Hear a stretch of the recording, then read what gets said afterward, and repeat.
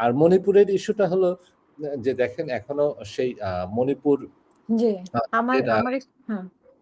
জি, আমি বলব যে ফারাদ ভাইকে একটু বলার জন্য যে মণিপুরের সেই মহিলা নারী শাসিত সেই সমাজটা তো এবং নারীরা হুম, যে মণিপুরের নারীরা প্রতিটা ক্ষেত্রে দেখবেন যে তারা বিভিন্নভাবে তারা তাদের আন্দোলন চাচ্ছে যে সরকারের বিভিন্ন বেনিফিট আদায় করতে এবং সরকারও সেই বেনিফিট কতটুকু দিতে পারবে সেই রিমোট এরিয়াতে আমার অনেকটা সন্দেহ হয়।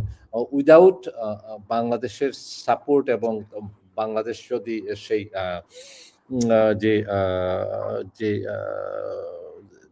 রসদি তারপরে ডেভেলপমেন্টের এই রিজিয়নটা, এই সেভেন সিস্টারের রিজিয়নটা হুম, যদি বাংলাদেশ যদি সাপোর্ট না করে তাইলে আপনার এই সেভেন সিস্টারটা অনেক পিছনে পড়ে থাকবে এবং কারণ communication is a hmm, big problem in Manipur. শুধু মণিপুর না, হুম, মণিপুর আছে, মিজোরাম আছে, নাগা আছে, তারপরে অরুণাচল আছে, তারপরে আসাম, যদিও আসাম ওয়েস্ট বেঙ্গলের খুবই কাছে, ত্রিপুরা আছে।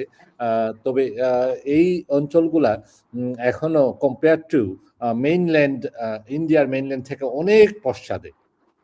তো হুম, তাদের সেই দাবি সেই দাবিটা কতটুকু ইন্ডিয়া ফুলফিল করতে পারবে আমার অনেক আ আর সন্দেহ হয়। তবে এইটুকু যে বড় ধরনের কোনো শক্তি যদি তার পিছনে না থাকে, তাইলে মণিপুরের আপনার বড় ধরনের কোনো পরিবর্তন আমি দেখছি না।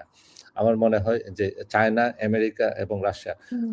এ ধরনের বড় শক্তি যদি পিছনে থাকে তাইলে তাদের কোনো কিছু দেখা যাবে। আর না হয় কোনো পরিবর্তন আমি দেখছি না। এই বেঙ্গলে ইলেকশন আগামীকাল লাস্ট হুম, 148 মনে হয় 148 আরো ১৪৮ টা সিটের বিধানসভা ইলেকশন হবে।